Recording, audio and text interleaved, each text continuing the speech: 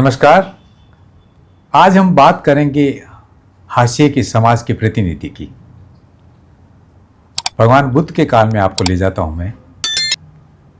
सुनीत मेहतर सड़क के एक और सफाई करते हुए उस मेहनतकश व्यक्ति को भगवान ने पहचाना, भगवान की शरण में आए। सुनीत मेहतर अरहत हुए, बुद्ध और धम्म की बहुत ऊंचाइयों को छुआ। एक सम्राट एक बार भगवान बुद्ध के विहार की तरफ गए।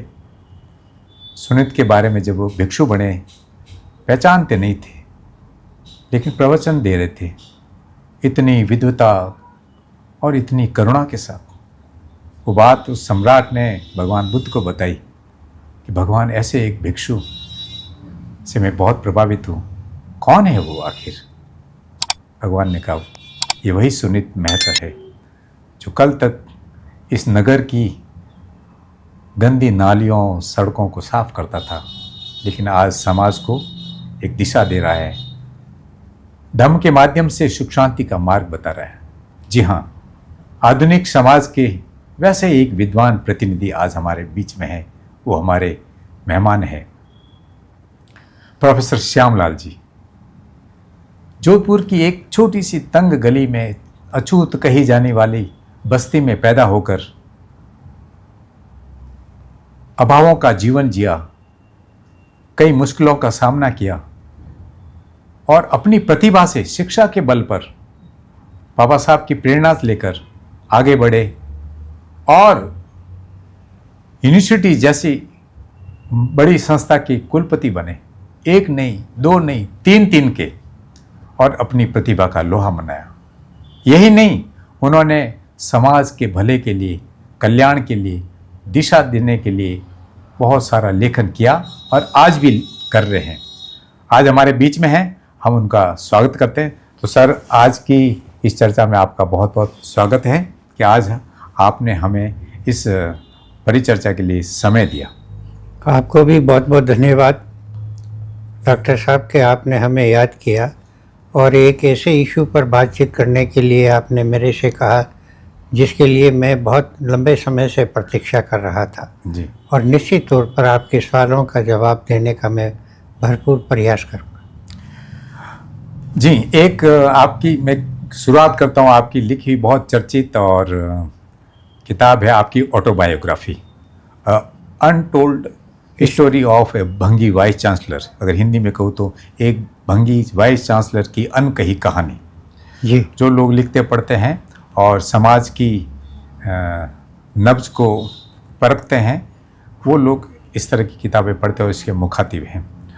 तो आप उस किताब के हीरो हैं और समाज के भी हीरो हैं और हमारे आदर्श है, पथ प्रणेता हैं।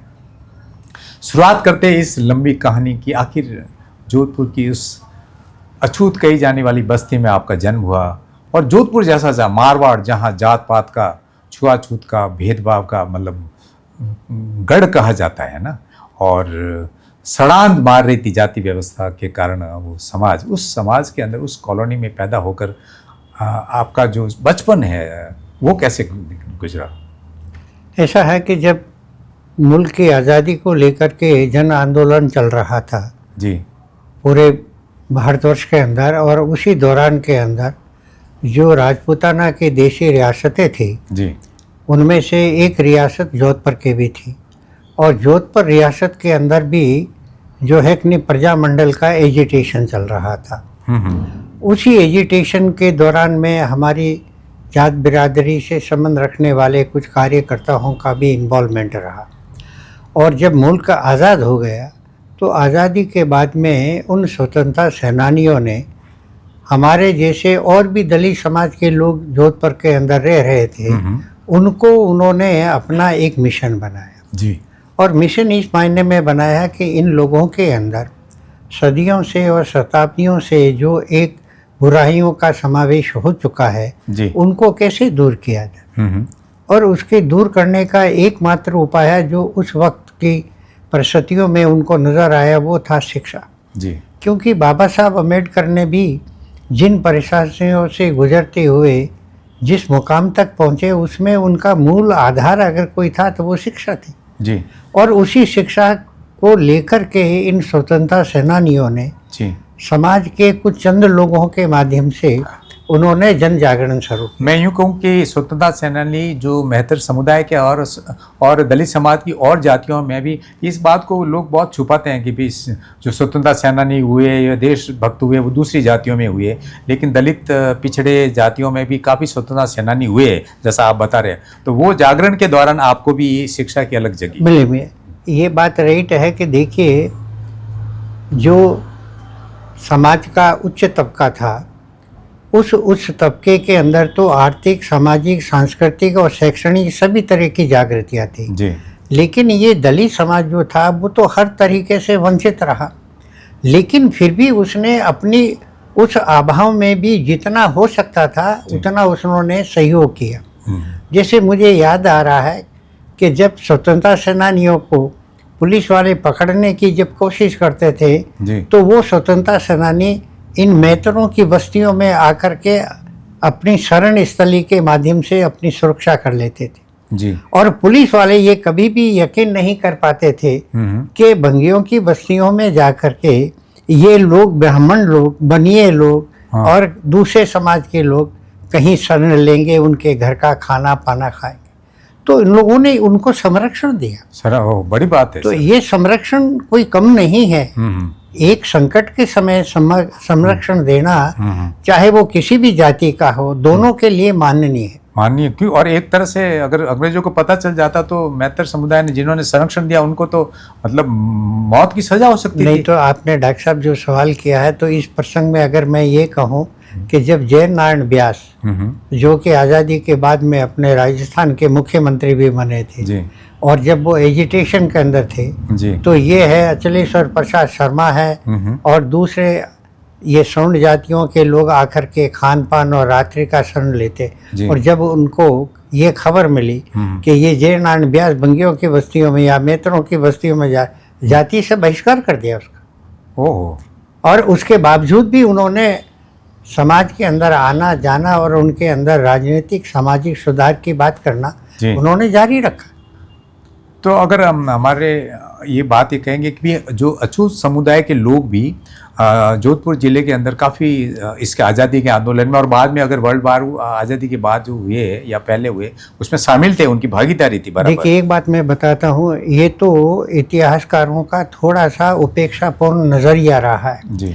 बाकी राजपूताने की इन रियासतों में भी और देश के अन्य क्षेत्रों में भी जी। इन अछूतों ने बहुत अपनी कुर्बानियाँ दी है, अपना सेक्रीफाइस किया है। अगर मैं जोधपुर से थोड़ा बाहर जाकर के निकलूं तो अगर आपको ध्यान रहे तो राजस्थान के अंदर एक रेगर जाति भी है जी। इसी तरीके से एक बेरवा जाति भी है जी। इन दोनों ही जातियों ने, और जोधपुर में एक मेघवाल जाति भी है, मेघवाल जाति है। मेघवाल जाति का तो मैं अभी बाद में करूंगा, लेकिन इन दोनों जातियों ने जो कुर्बानियाँ दी है उसके संदर्भ में मैंने जो पुस्तक लिखी है जी। उसको अगर कोई पढ़े तो किसी को यकीन ही नहीं आएगा कि बेरवाओं ने और रेगरों ने मुल्क की आज़ादी में क्या नहीं किया। अब रहा सवाल आपके मेघवालों का, तो मेघवालों ने तो जनाब आपके सेकेंड वर्ल्ड वार के अंदर जाकर के जो रोल अदा किया है उसका तो आज तक किसी ने कोई लेखा जोखा नहीं लिया। मतलब हाशिए में पटक दिया, तो उनकी कुर्बानियों को भी हाशिए में पटक दिया। हाशिए में पटक दिया। तो अब बाद में वापस आपकी पारिवारिक परिवेश की ओर आता हूँ कि जब आप जिस बस्ती में आपने जन्म लिया वहाँ पे कोई शिक्षा का माहौल नहीं थी। हर महिला एक सुबह उठते ही भोर के समय में झाड़ू और वो लेके जाती थी झाड़ू निकालने के लिए, और फिर कोई मेला साफ करने के लिए। वो माहौल के अंदर आपको ये पढ़ने लिखने की बात कैसे पैदा हुई? उसका कारण ये था कि जो हमारे समाज के कुछ लोग थे, जिसमें नरसिंह देव गुजराती का मैं जिक्र करना चाहूँ जी। ये इनके साथ में और भी 2-4 लोग थे। ये लोग मोहल्ले मोहल्ले और बस्ती बस्तियों में आते थे और हम परिवार के मुखिया को कहते थे कि बच्चों को पढ़ने के लिए स्कूल में भेजो। तब हमारे माँ और बाप और परिवार के जो लोग होते थे वो हमें तैयार करके जो है स्कूलों में दाखिले के लिए भिजवाते। ये लोग ही दाखिले के लिए आते जी। और स्कूलों में हमारा दाखिला करवाते। तो वो एक प्रेरणा ऐसी रही कि हम लोग स्कूलों में आना और जाने का तांता सिलसिला जारी। आपके परिवार में जैसे माताजी या बहन जी वगैरह ये, लेकिन क्योंकि कोई रोजी रोटी का और कोई साधन नहीं था तो सफाई का काम नगर निगम या ऐसा व्यवस्था में करते थे? ऐसा था डॉक्टर साहब की सही बात तो ये है कि ना केवल मेरा परिवार जी। बल्कि संपूर्ण समाज ही शिक्षा से और दूसरी प्रकार की सुविधाओं से वंचित था। क्योंकि मुल्क आज़ादी हुआ था और आज़ादी के बाद में ही ये सारी सुविधाएं हुकूमत की तरफ से दी जाने लगी, भाई इनको पढ़ाओ जी, इनको थोड़ा सा शिक्षित करो। तो उस दौरान में ये सामाजिक कार्यकर्ता लोग आते थे। हाँ, जिसे उसी जोधपुर डिवीजन की हम बात करें तो जो चर्मकार जातियाँ थी वो कुछ लोग मरे जानवर को खेलते थे, कुछ चमड़ा उखाड़ते थे, कुछ जूते बनाते थे। इसी तरह से जो मेहतर कम्युनिटी के अंदर भी ये काम तब तक जारी था और आपके परिवार में भी जारी था। मेरी तो माँ नगर पालिका के अंदर सफाई कर्मचारी थी और उसी से उसको महीने के कोई 10-12 रुपए मिलते थे, जैसा कि मेरी माँ ने मेरे को बताया। उन्हीं 10-12 से वो हमारे पढ़ाने का भी काम करती, घर का भी खर्च के चलाती थी। हाँ। और समाज के जो रस्म रिवाज होते हैं उनको भी पूरा करती थी। तो आर्थिक तंगी तो केवल मेरे परिवार की नहीं थी बल्कि पूरे दलित समाजों की भी थी। और इसलिए इस काम के माध्यम से ही उन्होंने जो कुछ भी 2 पैसे कमाए उन्हीं पैसों के माध्यम से उन्होंने हमारी तालीम जारी रखी।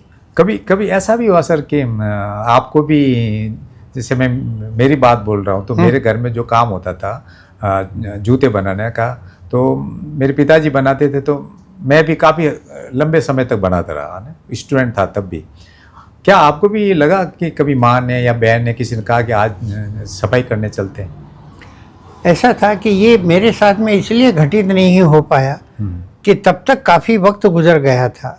यानी आज़ादी के बाद में शिक्षा के संदर्भ में तो चाहे माँ हो, बहन हो, भाई हो, सबके अंदर मन में यही था कि हमें पढ़ना है जी।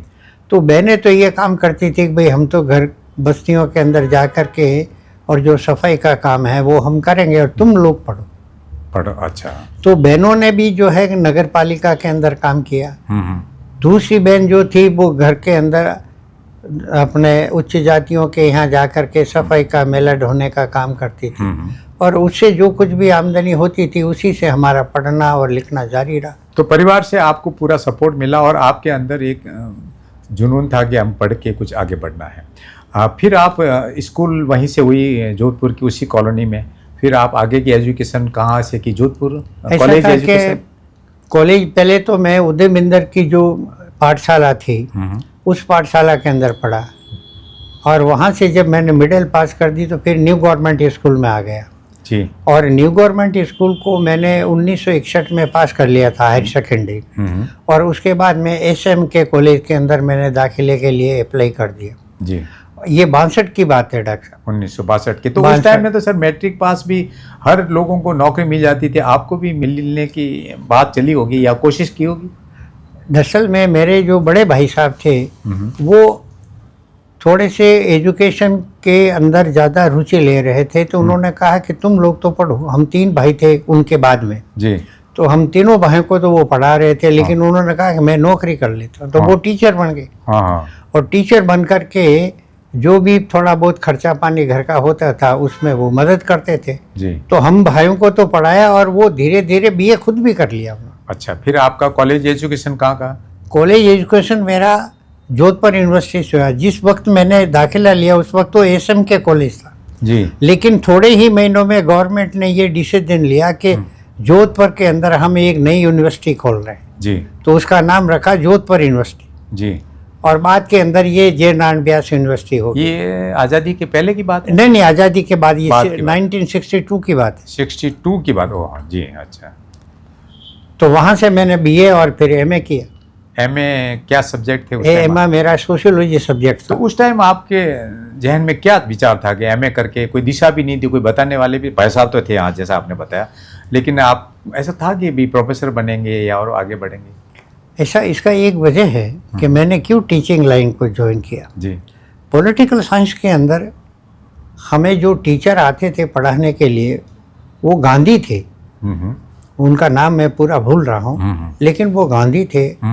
सरनेम गांधी था उनका। हाँ, उनका सरनेम हाँ, गांधी आप था। मारवाड़ में है काफी जैन कम्युनिटी के लोग। जैन कम्युनिटी के लोग हाँ, हैं। गांधी सरनेम। तो वो जब लेक्चर देते थे हमारी क्लास के अंदर, जी तो हालत ये होती थी कि हम बिल्कुल कीप साइलेंस के अंदर रहते थे हम्म और हम लिखते रहते थे। उस वक्त से मेरे दिल व दिमाग में एक ख्याल आया कि मैं भी यार लेक्चरर बनूंगा, हम्म और लेक्चरर बन कर के मैं जो है कि नहीं अपने स्टूडेंट्स को इसी तरीके से पढ़ाऊंगा और अपने समाज के बारे में, दलितों के बारे में लिखूंगा। वो मेरे दिल और दिमाग में छाया रहा और मेरा जो दृढ़ संकल्प था उसको मैंने पूरा किया।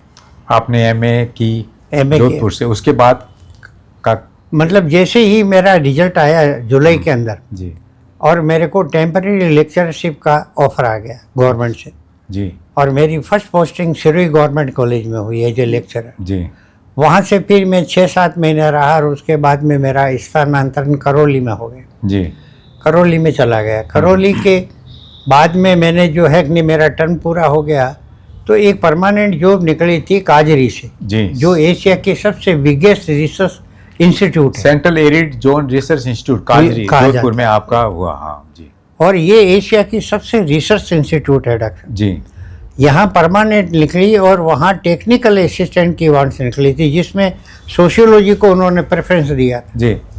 तो मेरे एक परिचित मित्र थे mister Jodha, HR Jodha, HR Jodha साहब, जिनका मारवाड़ के अंदर बड़ा दबदबा रहा। बुद्ध की शिक्षाओं को और बाबा साहब की विचारधारा को फैलाने का काफी उनको श्रेय रहा। जाता है। जी तो उन्होंने मेरे को कहा कि आप अप्लाई करो। जी तो मैंने अप्लाई कर दिया है। इत्तेफाक से इंटरव्यू हुआ और इंटरव्यू के अंदर मेरा सिलेक्शन हो गया तो मैंने ज्वाइन कर लिया। कॉलेज से वापस रिसर्च इंस्टीट्यूट में मैं आ रहा। हाँ लेकिन उसका मुझे एक बहुत बड़ा फायदा हुआ कि रिसर्च कैसे कंडक्ट की जाती है, हाँ और रिसर्च कंडक्ट करने के बाद में कैसे पेपर लिखा जाता है, कैसे किताबें लिखी जाती है, ये मेरा जो अनुभव था वो उस इंस्टीट्यूट का था। और वो बाद में आपके कॉलेज फिर बाद के अंदर 71 के अंदर RPSC ने अपनी वांट्स निकाली जी अलग अलग सब्जेक्ट की।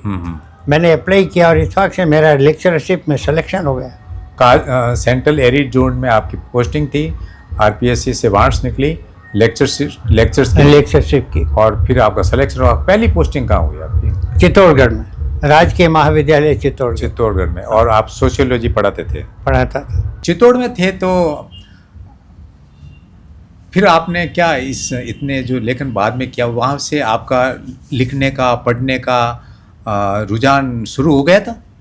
एक्चुअल में जब मेरी चित्तौड़ के अंदर पोस्टिंग हो गई तो जो मेरे पास में रिसर्च का अनुभव था डॉक्टर साहब जी, उसने मेरी बहुत मदद की। और मदद इस मायने में की कि वहाँ पर मुझे ये जानकारी मिली कि समाज के अंदर जो छुआछूत का वातावरण है जी, उस वातावरण के कारण कुछ दलित जातियाँ जो है कि काफ़ी परेशान हैं। उनके सामाजिक जीवन के ऊपर कई तरीके के प्रतिबंध लगे हुए हैं और वो भी एक इंसान की तरह जीवन जीना चाह रहे थे। तो उन्होंने धर्मांतरण कर लिया था कुछ अछूत जातियों ने। और ये जब जानकारी मुझे मिली तो फिर मैंने जो है कि नहीं वहाँ की जातियों का अध्ययन करने का प्रारंभ किया जी। तो वो मैंने जब अध्ययन किया और वो जब रांची जो अब जो है कि नहीं झारखंड का हिस्सा है जी, वहाँ से निकलने वाली पत्रिका के अंदर मैंने उनको प्रकाशित करवाया जी। और वहाँ से फिर मेरी रुचि दिन ब दिन बढ़ती गई राइटिंग वर्क के जी। और उसके बाद में जब इमरजेंसी के दौरान में मेरा स्थानांतरण चित्तौड़ से बांसवाड़ा हो गया तो बांसवाड़ा जाने पर मुझे जिन लोगों को पढ़ाने का मौका मिला उनमें से अधिकांश लोग जो है वो आदिवासी भील थे। हाँ, बांसवाड़ा उदयपुर डिवीजन का ये पूरा का पूरा भीलों से डोमिनेटेड एरिया पूरा जिला है और वहाँ पे भील, डामोर, गरासिया, ये जनजातियाँ बहुत ज़्यादा है और शिक्षा से, स्वास्थ्य से और बहुत सारे बिल्कुल हाशिए में पड़ा हुआ समाज है। तो आपने वो स्थिति देखी और आपने जैसे आपने बताया सर कि आप चित्तौड़ के दौरान भी आपने देखा कि वो लोग सामाजिक व्यवस्था से छुआछूत, भेदभाव और से परेशान होकर उन्होंने इस व्यवस्था को छोड़कर कहीं और दिशा में गए। और बांसवाड़ा में फिर आपकी वापस वहाँ से यात्रा शुरू होती है एक उस आदिवासी इलाके में, जोधपुर जैसे इलाके से फिर चित्तौड़ और फिर बांसवाड़ा में आपका सफ़र कैसा रहा? ऐसा है कि बांसवाड़ा में जब मेरा स्थानांतरण हो गया डॉक्टर साहब और जिन कक्षाओं को मैं पढ़ा रहा था उसमें कुछ आदिवासी छात्र ऐसे थे जिनके नाम को पढ़ कर के मैं भी थोड़ा सा जिज्ञासावश ये सोचने लगा कि ये छात्र कौन कम्युनिटी को बिलोंग करने वाले हैं। और वो क्या सरनेम थे? वो उनका नाम जॉनसन था, किसी का नाम वाटसन था, किसी का नाम कुछ और था। और वो सब आदिवासी समुदाय और वो सारे आदिवासी समुदाय से थे। तो मेरा अपना जो बॉस था उस वक्त वो भी आदिवासी था। मोहनलाल डामोर उसका नाम, और वो बांसवाड़ा का ही रहने वाला था। तो मैंने फिर एक दिन जिज्ञासा उससे पूछा, मैंने कहा डामोर साहब ये लड़के के नाम ऐसे हैं यार, ये कौन है जी? तो उन्होंने मेरे को सारा बैकग्राउंड बताया और बैकग्राउंड में बताया कि जो रजवाड़ों के वक्त के अंदर जी बिलों के साथ में ना पढ़ने का ना लिखने का, और जो एट्रोसिटीज होती थी उसके कारण फिर ये लोग पढ़ लिख नहीं पाए थे। आपका कहना मतलब कि आज़ादी से पहले रियासत काल में राजा रजवाड़ों के टाइम में उनको अवसर नहीं मिला, आदिवासियों को आगे बढ़ने का, पढ़ने का जी नहीं मिला। लेकिन उसी दौरान के अंदर जो है कि मानगढ़ का एक प्रकरण होता है, और मानगढ़ के अंदर जो है कि एक बंजारा जाति का जो संत होता है वो इनके अंदर सामाजिक, सांस्कृतिक और धार्मिक सुधारों का अभियान चलाता है, जिनको आजकल गुरुजी के नाम से जानते हैं। हाँ, जिनको वो गुरुजी के नाम से ही पुकारते हैं। और उन्होंने जिस तरीके की एक सामाजिक, सांस्कृतिक और राजनीतिक चेतना जगाई इन भीलों के अंदर जी, आदिवासियों के अंदर, उसके कारण जो है कि उस वक्त की रियासत को ये लगा कि ये शायद हमारे खिलाफ में कहीं कुछ कर ना बैठे। तो उन्होंने जो है कि उनको ख़त्म करने के लिए जो है कि पास के राज्य से उन्होंने मिलिट्री को या पुलिस को बुला लिया जी। और पुलिस को बुलाने के बाद में वहाँ पर अब बिलों के पास में तो तीर बाण थे और उनके पास में आधुनिक शस्त्रों में बंदूकें वगैरह थी। तो नतीजा ये हुआ कि जब ये गोलीकांड हुआ तो उस गोलीकांड के अंदर ये आदिवासी काफ़ी तादाद के अंदर मारे जी। और लोगों का तो, कुछ लोगों का यहाँ तक भी कहना डॉक्टर साहब कि जलियांवाला बाग तो अपनी जगह महत्वपूर्ण है, लेकिन उससे भी ज़्यादा बड़ा नरसंहार आज़ादी से पहले हुआ था जिसमें आदिवासियों ने कुर्बानी दी थी। और मानगढ़ का नरसंहार आज भी बहुत उनकी बलिदानी की कहानी आज कहानी भी सुनाता है, कहा जाता है उसमें। तो मैं जब वहाँ एज ए टीचर था तो फिर मैंने उसका अध्ययन करने के लिए उन आदिवासी छात्रों को मैंने अपने कॉन्फिडेंस में लिया जी। और कॉन्फिडेंस में लेकर के फिर मैं धीरे धीरे उनके अलग अलग ठिकानों पर जाता था। संडे के दिन मेरे पास मोटरसाइकिल थी, उस मोटरसाइकिल से मैं विजिट करता था और मेरे छात्र को कहता कि मैं अमुक तारीख को आऊँगा, तुम उस वक्त मौजूद रहना। और फिर मुझे वो अपने आदिवासियों की बस्तियों को दिखाते, जो लोग पढ़े लिखे थे, जो संस्कारी हो रहे थे, धीरे धीरे उनके बारे में जानकारी दे रहे थे। सर, आप उस टाइम बांसवाड़ा कॉलेज के आदिवासी इलाके में प्रोफेसर थे, तो क्या कोई आदिवासी भी स्टूडेंट्स कॉलेज तक पहुँचे थे? और ये साहब उस वक्त तो 50% जो पॉपुलेशन होती थी हमारे कॉलेज की, वो कम से कम 50% इन्हीं आदिवासी छात्र छात्राओं की होती थी। इतनी जागरूकता आ चुकी थी उसके अंदर। और मेरे आने के बाद में तो आज ये स्थिति है कि वो 100% कॉलेज जो है कि वो आदिवासी छात्रों से डोमिनेट करता है। जी जी। और उनके मेरे वक्त में जो छात्र निकले थे पढ़ लिख करके, जिसमें आपको मैं बताता हूँ, वो जो MP बना, मैं ना बोल रहा हूँ, मालवीय वो मेरे वक्त का स्टूडेंट था। अच्छा अच्छा। हाँ। तो आपने वहाँ एक प्रोफेसर के तौर पे रहते हुए आपने सामाजिक जिम्मेदारी को महसूस किया। आपने वहाँ क्या लिखना, जैसे आप कह रहे फील्ड में जाते थे आदिवासियों के बीच में, उनमें सामाजिक आर्थिक जागृति की बात की, और क्या विशेष उपलब्धि रही आपकी? वहाँ दो चीज़ें मेरे को ज़्यादा अट्रैक्टिव कर रही थी। एक तो क्या है कि बांसवाड़ा जो है कि वो ट्राइबल एरिया के अंदर आता है लीगल वे में, और ट्राइबल्स के वेलफेयर के लिए दो तरीके से जो है कि फंडिंग होता है। एक तो स्टेट गवर्नमेंट अपने बजट के हिसाब से देती है, दूसरा सेंट्रल गवर्नमेंट देती है। तो बांसवाड़ा एक ऐसा जिला था जिसको कि दो तरीके से फाइनेंशियल सपोर्ट मिलता था जी। और वो इसलिए कि इनकी आर्थिक, सामाजिक, शैक्षणिक और तरह की स्थितियों में बदलाव आए जी। लेकिन उसके बावजूद भी मैंने ये महसूस किया कि आज भी उनका केवल जो सीक्रेट ऑर्गन्स है वो ही ढका रहता है और बाकी बदन जो है उनका खुला हुआ है। ओह, मतलब ये स्थिति थी मेरे वक्त में। आज़ादी की, और आज़ादी के इतने सालों बाद भी उनकी कोई बुनियादी जरूरतों में नहीं अभावों का जीवन देखा आपने वहाँ पे। तब मेरे दिमाग में आया कि नहीं, क्यों नहीं इनके ऊपर कुछ लिखा जाए। और तब फिर मैंने कलम उठाई, जी। और कलम उठाई तो मैंने शिक्षा जगत के अंदर हम्म बदलाव की शुरुआत कब हुई, हम्म कैसे हुई, जी। किन लोगों के द्वारा हुई, हम्म वो मैंने जब सिलसिला शुरू किया तो मुझे लगा कि स्वयंसेवी जो संस्थाएं थी, हम्म उन स्वयंसेवी संस्थाओं ने इन आदिवासियों को पढ़ाना शुरू किया। स्वयंसेवी संस्था मतलब मिशनरी संस्था है। मिशनरी नहीं थी, मिशनरी तो बाद में आती है। हाँ। उसके पहले जो संस्थाएं संस्था थे है, हाँ। वो स्वयंसेवी संस्था थे जिन्होंने ये कहा।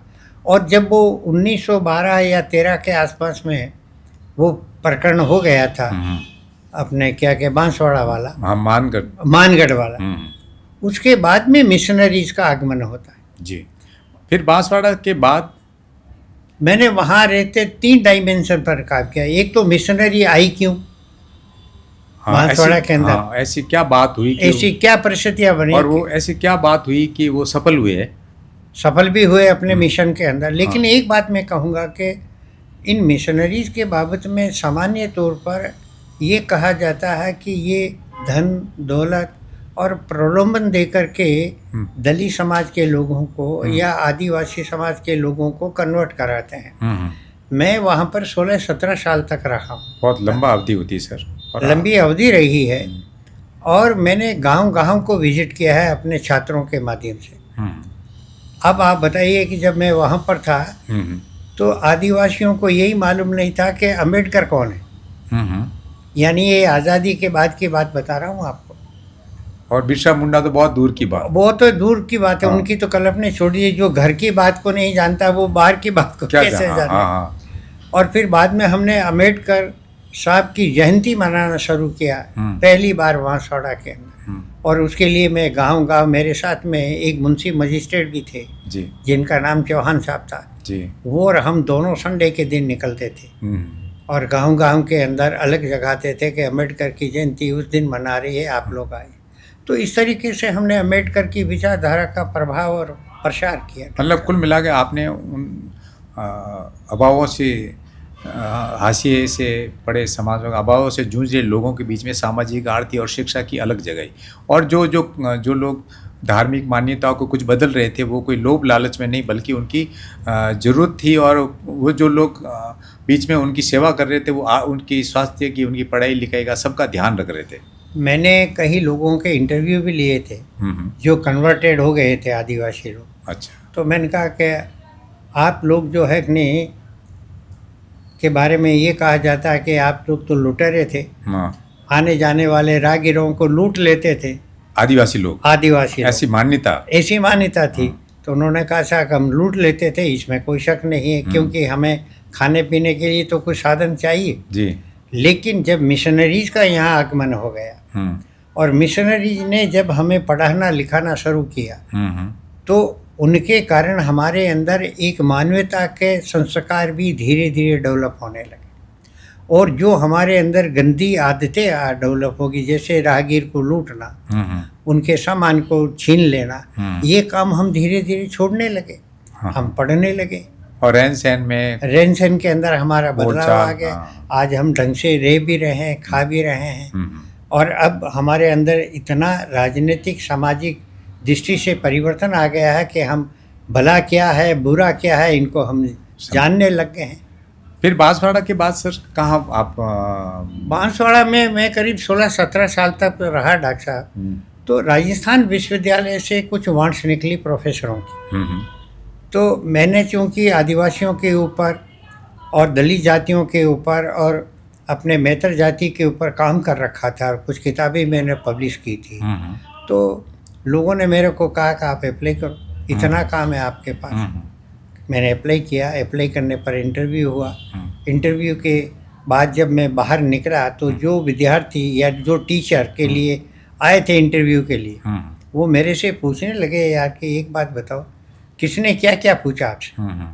तो मैंने सबका बताया। फिर मैंने कहा यार एक लेडी है, अब वो लेडी को तो मैं नहीं जानता, लेकिन उसने मेरे बाबत में एक बात कही और वो बात यह कही कि ये गवर्नमेंट कॉलेज के अंदर टीचर है जी, जहाँ पढ़ने की सुविधा नहीं है, जहाँ सेमिनार करने की सुविधा नहीं है, जहाँ आपस में संवाद नहीं कर सकते।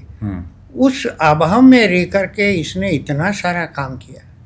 इतने पेपर लिखे, और अगर इस शख्स को यूनिवर्सिटी में अगर हम जगह देते हैं तो ये तो यूनिवर्सिटी के लिए एसेट साबित हो। जी।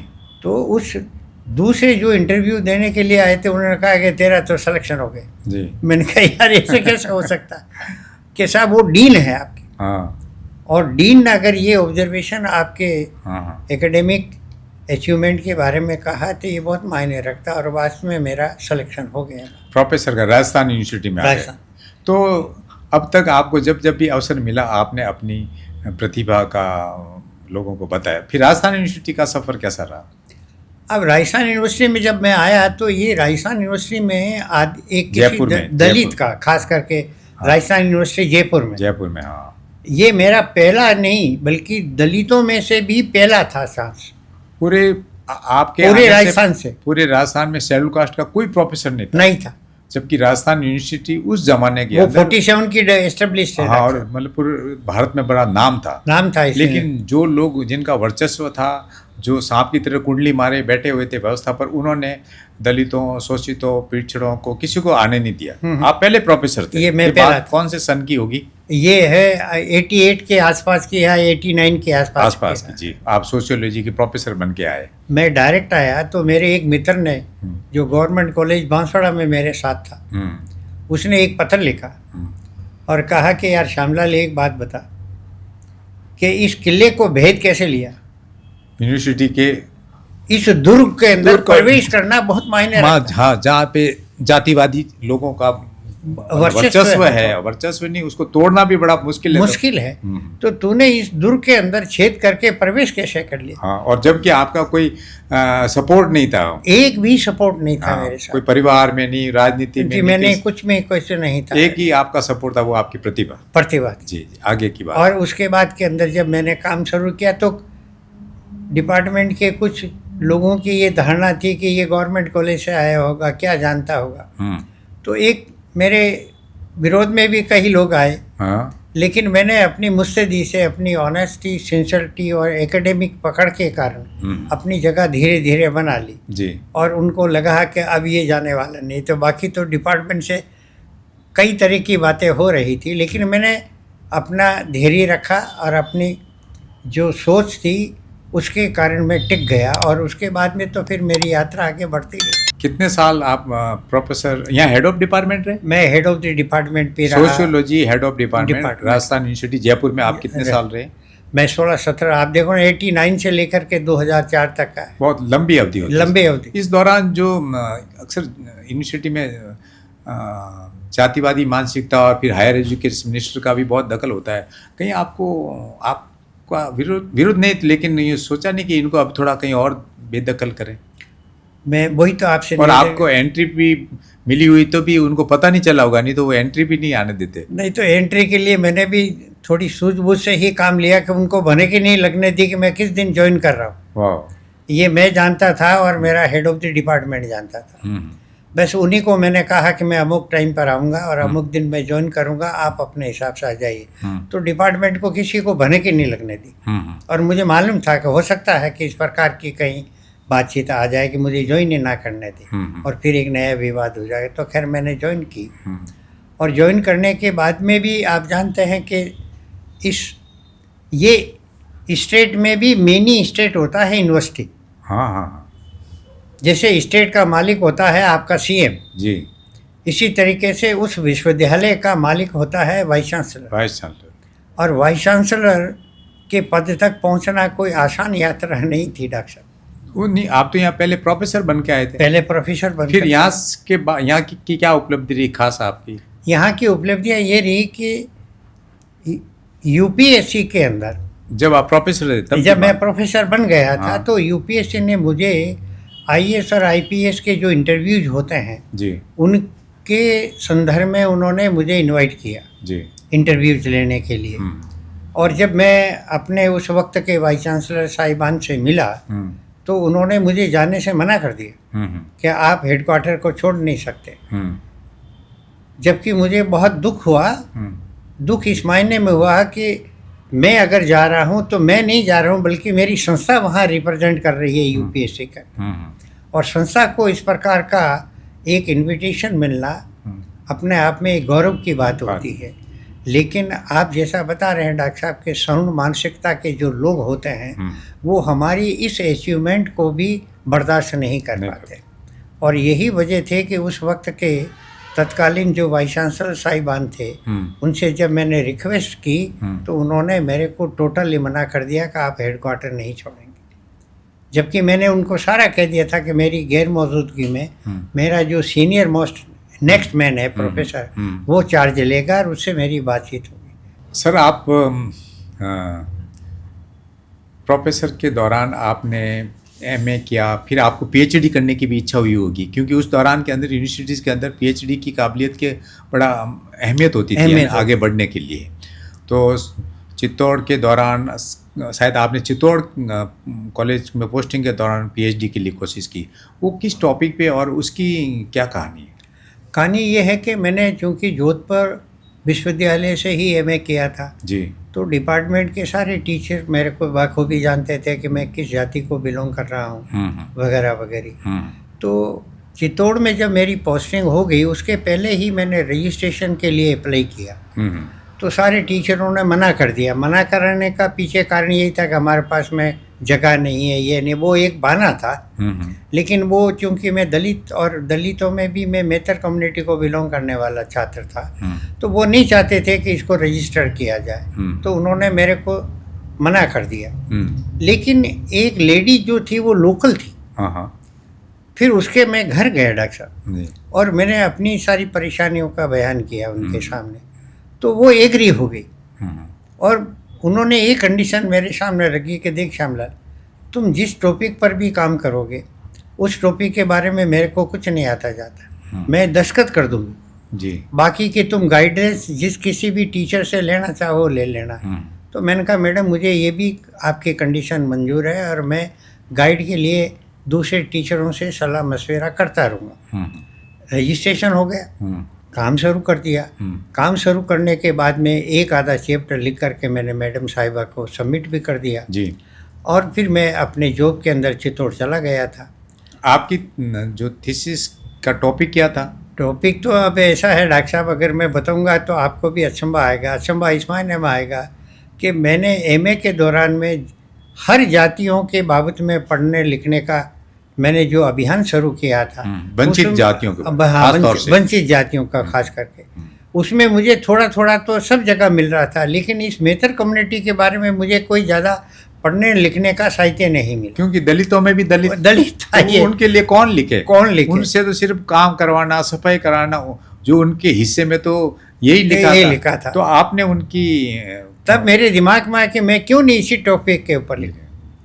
तो फिर मैंने उस टॉपिक के ऊपर वो सिनॉप्सिस तैयार करके। क्या टॉपिक क्या था सर? टॉपिक था दी भंगीज ए सुपर कम्युनिटी। हाँ, बस इतना ही उसका टॉपिक था। उसकी दशा और दिशा के बारे में था। फिर आगे की बात, ये टॉपिक मेरा रजिस्टर हो गया, काम करके दे दिया। लेकिन बाद में वो उस लेडी सुपरवाइजर के ऊपर डिपार्टमेंट के टीचरों ने, जैसा कि मुझे बाद में पता चला कि दबाव डाला गया। वो सब सवर्ण जाति के थे, सवर्ण जाति के थे। उन्होंने दबाव डाला और दबाव डाला कि इसका रजिस्ट्रेशन कैंसिल करवाओ। तो उन्होंने मेरी गैर मौजूदगी में रजिस्ट्रेशन कैंसिल करवा दिया। और मैं जब गर्मियों की छुट्टियों में जोधपुर आया तो मेरा जो अनऑफिशियल गाइड था उनसे मैं मिलने के लिए गया जी। और मिलते मिलते उन्होंने मेरे से पूछा, बता भाई तेरे रिसर्च का क्या आगे प्रोग्रेस है? तो मैंने कहा कि साहब अभी तो 2 दिन आए हुए हूँ मैं, एक आधा चैप्टर मैंने मैडम को दे दिया और अब मैं जा कर के मिलूँगा कि और। मैंने कहा और तो कुछ नहीं। तब उन्होंने कहा कि तुम्हारा रजिस्ट्रेशन कैंसिल हो गया। मैंने कहा साहब रजिस्ट्रेशन कैंसिल हो तो मेरे पास तो कोई इतला नहीं है कि तुम अपने घर में पूछो, कोई ना कोई लेटर तुम्हारे पास में आया होगा। अब मैं जब घर गया तो अपने भाई साहब से पूछा जो मास्टर साहब थे हमारे, मेरी माँ से पूछा, बहन भाइयों से पूछा और यहाँ तक कि मैंने पोस्टमैन से पूछा। तो पोस्टमैन ने कहा कि हम तो सारी मोहल्ले की चिट्ठियाँ ही आपके घर डालते हैं, तो आपकी चिट्ठी मैं क्यों रखूँगा। बाद में जब मैं इंक्वायरी की यूनिवर्सिटी ऑफिस में जा कर के, तो इंक्वायरी वालों ने मेरे को कहा हमने तो डिस्पैच कर दिया। अब वो सामान्य डाक का था, मिला या नहीं मिला आप पोस्टमैन से पूछो। यानी कहने का अभिप्राय ये है डॉक्टर साहब कि उस लेटर को उन्होंने डिस्पेच कर में शो कर दिया और भेजा नहीं। भेजा ही नहीं। ओ, ताकि क्योंकि भेजने पर अगर मिलता तो मैं प्रोटेस्ट करता। वो मतलब अवधि भी उन्होंने निकाल दी। मतलब पीछे रखने की कितनी कितनी हर कदम पर साजिश रही। ये तो कुछ भी नहीं है। और आगे देखिए, फिर मैं गया हेड ऑफ द डिपार्टमेंट के पास। हेड ऑफ द डिपार्टमेंट थोड़ा बहुत सीनियर आदमी था। उसको मैंने अपना सारा परिचय जब दिया तो उन्होंने कहा कि मैं क्या करता, आपकी सुपरवाइजर ने ही रिसर्च कमेटी के अंदर ये बात कही कि ये स्कॉलर मेरे से कोई संपर्क नहीं साध रहा और इसके कारण हमें जो है कि नहीं आपके रजिस्ट्रेशन को कैंसिल कराने की रिकमेंडेशन करने पड़ी जी। इसमें या तो आप गलतीवार हैं या आपका सुपरवाइजर। तो मैंने सारी जो बात बताई थी कि मैंने तो उनको सारे चैप्टर दे रखे हैं एक आधे। फिर वाइस चांसलर के पास गया। वाइस चांसलर को जब मैंने अपनी सारी पीड़ा बताई तो उन्होंने कहा कि मैं आपके सुपरवाइजर से बात करूंगा और आप मेरे से 2 दिन बाद में मिलिए। मैं 2 दिन बाद में गया।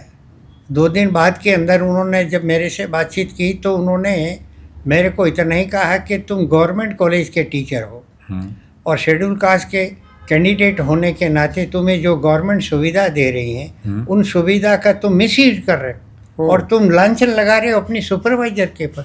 सुपरवाइजर तो कहती है कि स्कॉलर मेरे से मिलता ही नहीं और मैं तुम्हारे डायरेक्टर को शिकायत करूंगा और तुम्हारी नौकरी से बर्खास्त कराने की बात करूंगा। ये थे मेरे वाइस चांसलर के व्यूज। मेरी अपनी प्रार्थना घृणा की मतलब एक अति देखो अति है।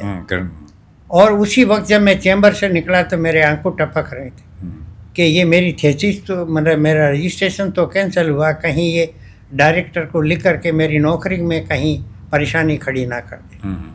तो ये मुसीबतें मेरे को झेलने। आप देखिए कि आपके साथ के प्रोफेसर तो छोड़ो, वाइस चांसलर मतलब ये है कि सोच भी यही है। इतना उसने मेरे को थ्रेटनिंग दी। खैर वहाँ से रोता रोता आ गया मैं और फिर अपने तरीके से मैं। फिर पीएचडी कैसे हुई सर बाद में? फिर पीएचडी ऐसा था कि जब मैं चित्तौड़ में था तो मेरा एक मित्र था जो अलवर कॉलेज में था लेक्चरर। वो थोड़ा सा सीनियर भी था और उसके यूनिवर्सिटी टीचरों के साथ में ताल्लुकात ठीक थे। तो मैंने उसको अपनी परेशानी बताई तो उसने कहा कि मैं तुम्हारे उदयपुर यूनिवर्सिटी में रजिस्ट्रेशन करवा देता हूँ। तो मैंने कहा ठीक है तुम आ जाओ। वो एक दिन आया उदयपुर जाने के लिए तो मेरे को इतला कर दी थी। तो मैं तैयार होकर के स्टेशन पर मौजूद था और हम दोनों ही उदयपुर निकल गए। उदयपुर में उन्होंने मुझे एक प्रोफेसर से मुलाकात करवाई। प्रोफेसर ने मेरा होलिया देख करके कहा कि अरे पंडित तू तो बहुत भोला है। बोला इस मायने में कि मैंने पूरा बैकग्राउंड बता दिया था जोधपुर वाला कि मेरा रजिस्ट्रेशन कैसे कैंसिल हुआ। मेरी इन बातों को सुन करके डॉक्टर साहब पे अब मेरे होने वाले सुपरवाइजर का रिएक्शन सुन लीजिए। वो कहता है कि पहले बुलाओ, खिलाओ, पिलाओ, घुमाओ और उसके बाद में फिर मैं सोचूंगा कि तुम्हारा रजिस्ट्रेशन मैं करूं या ना करूं। मतलब पीएचडी उस जमाने और आज भी है, पीएचडी करवाने के लिए गाइड ये शर्तें रखता है। ये शर्त एक बार सर वापस थोड़ा उनको अपन गिना है पहले। हाँ अच्छा हाँ लोग मतलब यानी आप देखिए पग पग पर मुझे कितनी निराशा का सामना करना। हाँ। जोधपुर जो कि मेरा अपना पेरेंटल डिपार्टमेंट था यूनिवर्सिटी का, उसने मेरे को किस तरीके से ह्यूमिलेट किया ये मैं बयान किया आपके साथ। इसके बाद में जब मैं उदयपुर गया और उदयपुर में मेरे उस मित्र ने मेरे बाबत में जब बात बताई तो मेरे होलिया को देख करके वो ये समझ बैठा कि ये कोई ब्राह्मण ब्राह्मण। तो उसने कहा पंडित तुम तो बहुत भोले फिर वो बोला आपको बोले पहले बुलाओ, खिलाओ, पिलाओ, घुमाओ, उदयपुर में घुमाओ। हाँ और उसके बाद में फिर जो है और कोई शर्त होगी तो बाद में बताएंगे वो तो वहाँ से भी मैं निराश होकर के लौटा और कुछ नहीं कर पाया। तो यूनिवर्सिटी से 2 जगह से मेरे को धक्के लग गए थे। चित्तौड़ के अंदर फिर मैंने एक फंक्शन रखा था सोशियोलॉजी के विद्यार्थियों का, जिसमें अजमेर के अंदर डीएवी कॉलेज है जी, वहाँ का एक वाइस प्रिंसिपल था और सोशियोलॉजी डिपार्टमेंट का वो हेड ऑफ द डिपार्टमेंट था। उसको मैंने आमंत्रित किया अपने उस फंक्शन में। जब वो फंक्शन ख़त्म हो गया डॉक्टर साहब तो मैंने उनको कहा साहब आप रात भर रुक जाइए और कल मॉर्निंग में मैं आपके भेजने की व्यवस्था कर दूंगा। तो वो लवानिया साहब थे, प्रोफेसर MM लवानिया जी। वो बहुत ही सज्जन आदमी थे। उन्होंने कहा अच्छा मैं रुक जाता हूँ। शाम का खाना मैंने अपने घर रखा। खाना उनको मैंने खिलाते वक्त मैं अपनी पूरी दास्तान उदयपुर वाली और आपकी जोधपुर वाली कथा सुना दी थी। तो उन्होंने मेरे से कहा कि श्यामलाल मैं तेरा रजिस्ट्रेशन तो करवा दूंगा लेकिन थोड़ा टॉपिक बदलना पड़ेगा। तो मैंने कहा टॉपिक मैं बदल दूंगा, आप अगर हाँ भरते हो तो ये मेरे लिए बड़ा एक ऐतिहासिक पल होगा जी। तो उन्होंने कहा ठीक है आप एक बार अजमेर आ जाओ। मैं अजमेर गया, उन्होंने सिनॉप्सिस तैयार करवाई। सिनॉप्सिस में टॉपिक मेरा वही था लेकिन थोड़ा सा वर्डिंग के अंदर मैंने परिवर्तन किया। वो भेजी मैंने राजस्थान यूनिवर्सिटी में। राजस्थान यूनिवर्सिटी के अंदर क्या होता है कि जब कोई रजिस्ट्रेशन होता है तो उसकी अपनी एक कमेटी है। वो कमेटी उस प्रपोजल पर जो है कि नहीं अपना डिसीजन देती है। मेरा जो टॉपिक था वो शिपर कम्युनिटी का था, भंगीज के ऊपर का था। जब ये टॉपिक उनके सामने रखा गया कमेटी के सामने तो कमेटी के तमाम लोगों ने कहा कि ये कोई रिसर्च का टॉपिक नहीं है और इसलिए इसको कैंसिल कर दिया जाए। मतलब उनके लिए तो वही घिसे पिटे जो अंधविश्वासपूर्ण या उनके हित की बातें होती थी, उनके वर्चस्व की बातें, उन पे पीएचडी करे तो वो उनको स्वीकार था। लेकिन एक भंगी कम्युनिटी पे उनकी दशा दिशा बताने के लिए उनको स्वीकार नहीं था जी। तो जब ये कैंसिलेशन का लेटर मेरे पास में आया और मेरे सुपरवाइजर के पास में भी पहुंचा तो मैं अजमेर भगा और अजमेर जा कर के मैंने अपने सुपरवाइजर से कहा कि साहब एक एप्लीकेशन लिख दें अपन रजिस्ट्रार को और उसमें ये निवेदन करें कि साहब मेरी सिनॉप्सिस को किसी बाहर के एक्सपर्ट को भेज दिया जाए ओपिनियन के लिए। अब जो की बात है कि साहब मेरे सुपरवाइजर ने एप्लीकेशन लिखी रजिस्ट्रार को एड्रेस करते हुए और ये लिखा है कि ये जो हमारी सिनॉप्सिस है इसको किसी बाहर के एक्सपर्ट को भेज दिया जाए और उनके ओपिनियन ले ली जा कि क्या है इस टॉपिक पर काम किया जा सकता है या नहीं किया जा सकता। अब जो की बात है डॉक्टर साहब कि वो बॉम्बे के हेड ऑफ द डिपार्टमेंट के पास में पहुँच गए और उस वक्त वो घुर्रिये साहब थे। घुर्रिये हिंदुस्तान का माना हुआ सोशोलॉजिस्ट था। उसके पास में जब ओपिनियन के लिए मेरी सिनॉप्सिस गई तो उसने यूनिवर्सिटी एडमिनिस्ट्रेशन के ऊपर और डिपार्टमेंट के ऊपर सटायर कसा। उसने कहा कि हिंदुस्तान के अंदर आज तक इस कम्युनिटी के ऊपर किसी स्कॉलर ने काम नहीं किया और ये स्कॉलर पहली बार स्वयं आकर के इस कम्युनिटी के ऊपर काम करना चाहता है, इसलिए इसको परमिशन दी जाए इसी टॉपिक पर काम करने की जी। और जब ये रिकमेंडेशन उस एक्सपर्ट की यूनिवर्सिटी के पास में आई तो रजिस्ट्रार ने फिर दोबारा लेटर लिखा और कहा कि पिछली वाली सिनॉप्सिस पर ही आप अपना रजिस्टर का काम करें और आपको परमिशन दी जाए। फिर आपको डिग्री पीएचडी की डिग्री कहाँ से मिली? ये राजस्थान यूनिवर्सिटी से मुझे 1980 में मिली। ओके। फिर राजस्थान यूनिवर्सिटी से फिर आपका सफ़र कहाँ आगे बढ़ता है? राजस्थान यूनिवर्सिटी में मेरे को करीब 6 साल हो गए थे एज ए प्रोफेसर ने हेड ऑफ द डिपार्टमेंट। अब बात आगे अपन हमारे दर्शक जानना चाहेंगे, आप जब वाइस चांसलर बने वो कहानी कितनी कैसे? उस कहानी का ऐसा था कि मैं जब अपने डिपार्टमेंट से फारिग होकर के दोपहर का खाना खाने के लिए जी अपने बंगले जा रहा था तो अचानक एक टेलीफोनिक कॉल आती है जी। मैं उसको उठाता हूँ जी और बात करता हूँ तो उसने कहा कि मैं राजभवन से बोल रहा हूँ, आप चाय पीने के लिए आ सकते हैं क्या? तो मैंने कहा अगर आप बुलाना चाहते हैं तो मैं आने के लिए तैयार जी। तो मैं राजभवन पहुँचा। राजभवन पहुँचने पर उन्होंने मुझे चाय सर्व की और चाय सर्व करने के बाद में मैंने कहा कि मैंने तो चाय पी ली है, अब आप बताइए मेरे लिए कोई आदेश। तो उन्होंने कहा कि राजभवन आपको जो है कि नहीं जोधपुर विश्वविद्यालय का कुलपति बनाना चाहता। मैं खुद अचंभा कर गया कि इतनी बात मेरे संदर्भ में सोची जा रही है। तो मैंने कहा कि आप मेरी मजाक बना रहे हैं क्या? तो उन्होंने कहा कि नहीं मैं सीरियसली कह रहा हूँ कि राजभवन आपको वाइस चांसलर बनाने की सोच रहा है लेकिन आपसे वो स्वीकृति चाहता है। तो मैंने कहा मेरी स्वीकृति है अगर राजभवन मुझे बनाना चाह रहे हैं। फिर उन्होंने दूसरा सवाल किया कि आप बायोडाटा लाए हो? तो मैंने कहा आपने मुझे चाय के लिए आमंत्रित किया था तो मैं चाय पीने के लिए आया, बायोडाटा तो मैं लाया नहीं हूँ, आप मुझे थोड़ा वक्त दें। तो मैं फिर जो है कि नहीं आपको बायोडेटा दे सकता हूँ। उसके बाद में मैंने बायोडेटा तैयार करके जब राजभवन को सबमिट किया तो उसके बाद में कहानी शुरू होती है। और कहानी शुरू होते होते मेरे से ये कहा गया कि आप जो है अपनी मुख्यमंत्री से मिलिए। उस टाइम गवर्नर कौन थे राजस्थान के? राजस्थान के गवर्नर उस वक्त जो है कि बलीराम भगत थे। जी, और जी। बलीराम भगत के बाबत में जैसा मैंने पढ़ा और सुना भी है, ये स्वतंत्रता सेनानी के तौर पर बिहार के अंदर काम कर रहे थे और नेहरू कैबिनेट के अंदर ये गृह मंत्री भी रहे। तो आपके बारे में इनको पता चला और उनको खुद को भी ये आपके प्रति सहानुभूति थी कि उनको लगाया जाए? ऐसा है, जहाँ तक मेरी जानकारी है, मैंने कभी राजभवन से अप्रोच नहीं की। हाँ। और ना मेरे को इतनी उम्मीद थी कि मेरे को कोई वाइस चांसलर बनाएगा। ये तो राजभवन की ही पहल थी। अब उन्होंने किस तरीके से मेरे बाबत में इंफॉर्मेशन ली वो तो राजभवन ही जानता है। जी। फिर जब राजभवन में मेरे बायोडेटा सबमिट हो गए तब एक बार राजभवन ने मेरे से ये ज़रूर कहा कि आप मुख्यमंत्री से मिलिए। जी। तो मैंने कहा कि मुख्यमंत्री साहब से मिलना मेरे बस का रोग नहीं है, मेरा कोई अपॉइंटमेंट करवा दे तो मैं ज़रूर मिलूँगा। जी। तो फिर राजभवन ने ही मेरा अपॉइंटमेंट जो है कि मुख्यमंत्री साहब के साथ में फिक्स किया। जी। मैं गया उनके यहाँ। उस टाइम कौन थे मुख्यमंत्री? कौन थे उस वक्त? मुख्यमंत्री भैरू सिंह जी शेखावत थे, जो बाद के अंदर उपराष्ट्रपति भी बन गए। जी। तो मेरी जब मुलाकात हो रही थी उस वक्त पूरा बड़ा मजमा लगा हुआ था, उनसे मिलने के लिए लोग आए हुए थे। जी, जी।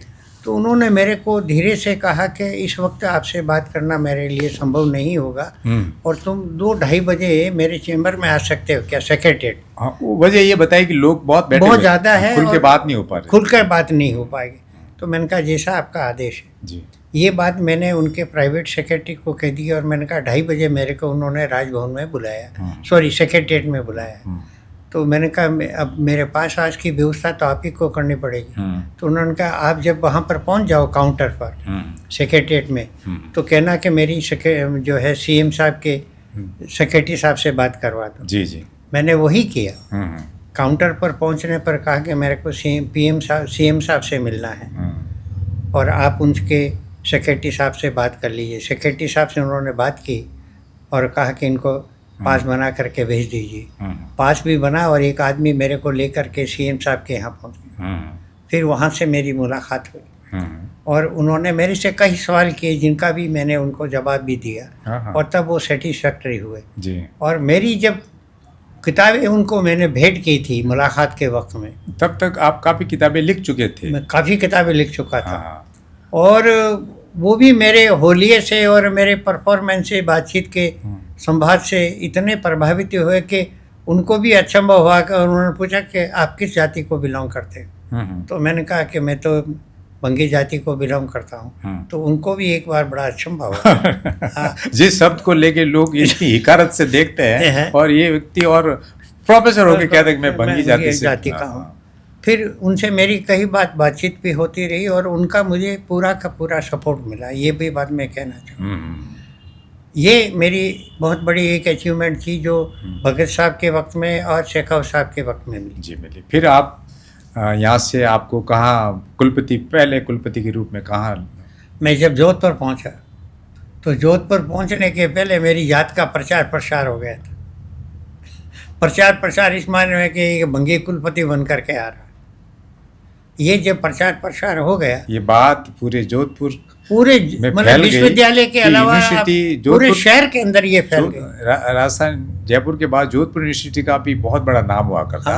और पूरे जोधपुर क्षेत्र में ये बात फैल गई कि यहाँ का जो वाइस चांसलर एक भंगी आ रहा है। हाँ, तो क्या यूँ लोगों में हलचल, मतलब अचंभा था उनके कि ये हो ही नहीं सकता है। लेकिन उन्होंने कहा कि वो तो यहीं का रहने वाला है। हाँ, क्योंकि मेरे को जो पढ़ा रहे थे टीचर वो अभी भी यूनिवर्सिटी में काम कर रहे थे पढ़ाने का। आपके जो गुरु रहे वो भी थे? वो उस वक्त काम कर रहे थे। हाँ, हाँ। अब आप देखें ना कि जब मैं राजभवन ने यूनिवर्सिटी रजिस्ट्रार को फ़ोन कर दिया था कि वाइस चांसलर साहब आ रहे हैं जी और आपको रिसीव करने के लिए उनको जाना है जी। अब बेचारा रजिस्ट्रार की समस्या ये है डॉक्टर साहब कि वो मुझे जाने नहीं वो मुझे कैसे आइडेंटिफाई करेगा। तो उन्होंने पूछताछ की यार कि कोई जानने वाला हो उनको पूछो। हाँ हाँ और कि कहा कि उनका गुरु है ना ये भारद्वाज साहब, हाँ ये मेरे को फर्स्ट ईयर से लेकर के एमए तक पढ़ाते रहे। जी। तो इन्होंने भारद्वाज साहब से रिक्वेस्ट की कि आप हमारे साथ चलिए साहब और आप पहचान लोगे, उसके बाद में हम वापिस आपको अपने बंगले छोड़वा दें। जैसे ही मेरी गाड़ी जोधपुर प्लेटफार्म पर रुकी और गेट खोल करके हम और मेरी लड़की उतरे तो देखता हूँ मेरा गुरु आगे खड़ा है। ओ तो मैंने जाते उनके पैर छुए और मैंने कहा साहब आप यहाँ कैसे? हाँ हाँ तब उन्होंने कहानी बताई कि रजिस्ट्रार साहब तेरे को पहचानते नहीं। हाँ इन्होंने मेरे को कहा कि साहब वो आ रहे हैं और आप उनको पहचानोगे तो फिर हम उनको लेकर के आ जाएंगे। जी। तो फिर मेरे टीचर का मेरे को आशीर्वाद मिला और वो तो फिर गाड़ी से जो है कि उनको छोड़ने के लिए यूनिवर्सिटी वापस अपने बंगले भेज दी और मेरे को बीसी की गाड़ी में लेकर के मेरा जो ड्राइवर था वो मेरे को हाउसिंग बोर्ड ले गया जी। जहाँ मेरे भाई और मेरी माँ और मेरे परिवार वाले रह रहे थे। वहाँ मैं गया, ये रात्रि के 10 बज गई हो।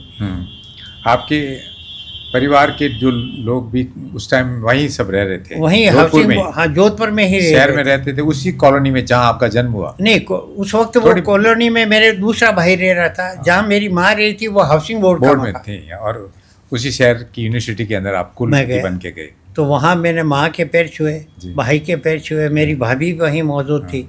उन सब के पैर छूने के बाद मैं कहा कि मैं अब यूनिवर्सिटी में रजिस्ट्रार साहब से मिलने जा रहा हूँ।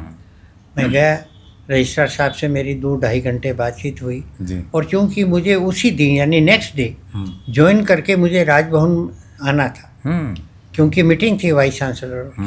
तो मैंने रजिस्ट्रार से फाइनेंस के बाबत में कि पैसे टके की क्या स्थिति है, फाइनेंशियल स्थिति क्या है, एकेडमिक स्थिति क्या है और जितनी भी यूनिवर्सिटियों की बारीकियाँ हो सकती है उसका मैंने 2-2.5 घंटे फीडबैक लिया जी। और फीडबैक लेने के बाद में करीब मैं 12 बजे फिर यूनिवर्सिटी गेस्ट हाउस से निकला और मैं अपने वापस हाउसिंग बोर्ड आ गया। रजिस्ट्रार को मैंने कह दिया था कि मैं 10-11 बजे नेक्स्ट डे आऊँगा, ये आपके और मेरी जानकारी में रहे और उसके बाद में देखें। मैं 10 बजे पहुँचा नेक्स्ट डे।